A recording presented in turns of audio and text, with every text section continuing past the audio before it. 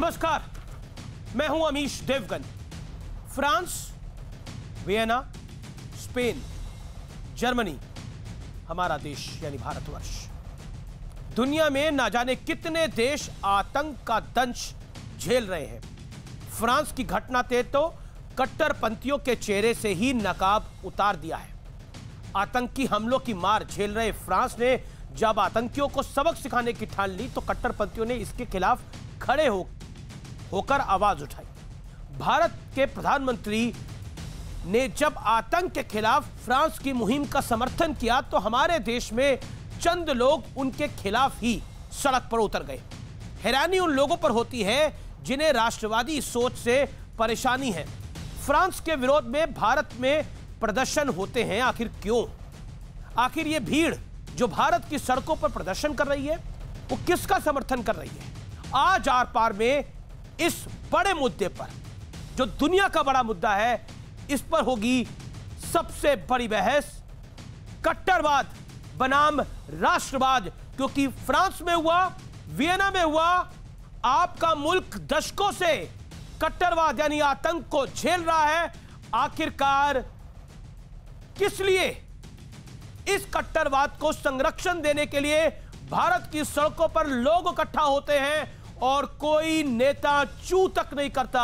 सोचिए, आतंक के खिलाफ इस लड़ाई में जब दुनिया को एकजुट होना चाहिए, राष्ट्रवादी ताकतों को एकजुट होना चाहिए, तब लोग खंड खंड पड़े हुए हैं और उल्टा फ्रांस के खिलाफ विरोध की मुहिम चलाई जा रही है जिसने यह दंश झेला है। आज आर पार में यह देश का मुद्दा नहीं है, दुनिया का मुद्दा है। आज फ्रांस का में हुआ है, कल वियना में हुआ, परसों आपके शहर में हो सकता है, इसलिए हो जाइए सावधान।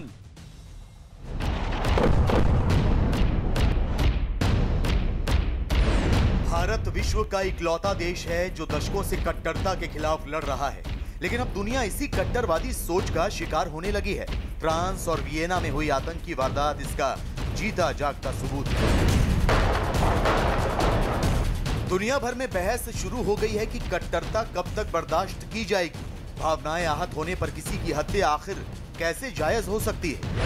और अगर उनके खिलाफ कोई भी गुस्ताखाना हरकत की तो हम उसका सख्त जवाब देंगे। frappé par une attaque terroriste islamiste. हैरानी तब होती है जब कथित बुद्धिजीवी भी इस गला काट प्रतिस्पर्धा में शामिल होते हुए दिखते हैं। 100 लोग मिलकर अखलाक जैसे आदमी को मार डालते हैं, इसको आप क्या कहेंगे? इसको आतंकवाद नहीं कहेंगे आप? जिस मुल्क में खुद इतनी धांधली हो रही हो वो क्या इंसाफ की बात करेगा? अरे किसी देवी देवता का कोई इस तरह का कोई कार्टून बनाए, खराब कार्टून बनाए, तो हम तो हिंदुस्तानी होने के नाते, मुसलमान होने के नाते हम ये कहेंगे इसका कत्ल कर देना चाहिए। प्रधानमंत्री मोदी ने फ्रांस का साथ देने का ऐलान क्या किया? दारुल उलूम जैसे कई संगठन अपने ही देश के खिलाफ खड़े हो गए। दारुल उलूम के वीसी कासिम नोमानी ने कहा है कि भारत सरकार के फैसले से 20 करोड़ मुस्लिमों की भावनाएं आहत हुई हैं। कि जब आतंकवादियों के संबंध देवबंद से, दारुल उलूम से, मदरसों से मिलते हैं और आतंकवादी पकड़े जाते हैं, जब दारुल उलूम का बयान क्यों नहीं आता? उधर मुंबई और भोपाल की तर्ज पर आज कोलकाता में भी फ्रांस के खिलाफ जोरदार प्रदर्शन हुए। सवाल यह है कि फ्रांस को एक धर्म विशेष का विरोधी बताने वालों को चीन में उसी धर्म के लोगों पर हो रहे अत्याचार आखिर क्यों नहीं दिखते? वक्त आ गया है, कट्टरवादी सोच रखने वालों को राष्ट्रवादी जवाब देना होगा। ऐसी सोच रखने वालों को बताना होगा कि देश से बढ़कर कुछ भी नहीं। आज इसी मुद्दे पर होगी सबसे बड़ी बहस, कट्टरवाद बनाम राष्ट्रवाद।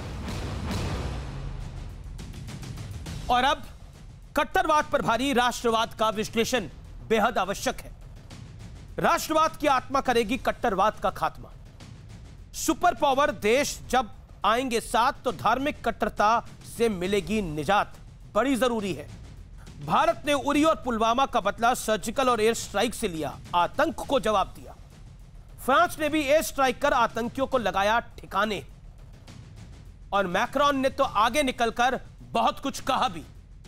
राष्ट्रवाद पर जब आई बात, अमेरिका ने पाकिस्तान में घुसकर किया था घात, याद होगा आपको, ओसामा बिन लादेन को अबेटाबाद में अमेरिका ने घर में घुस के मारा था। मारना जरूरी था, क्योंकि वो आतंकवाद की बात थी। सोचिए, जो कुछ फ्रांस में हुआ, जिस तरह से गले काटे गए, जो कुछ वियना में हुआ, जिस तरह से आतंकी हमले हुए, उसके बाद खुला समर्थन उन लोगों को किस बात का? मेरे साथ आज की सार्थक चर्चा में बात करने के लिए, बड़ी चर्चा में बात करने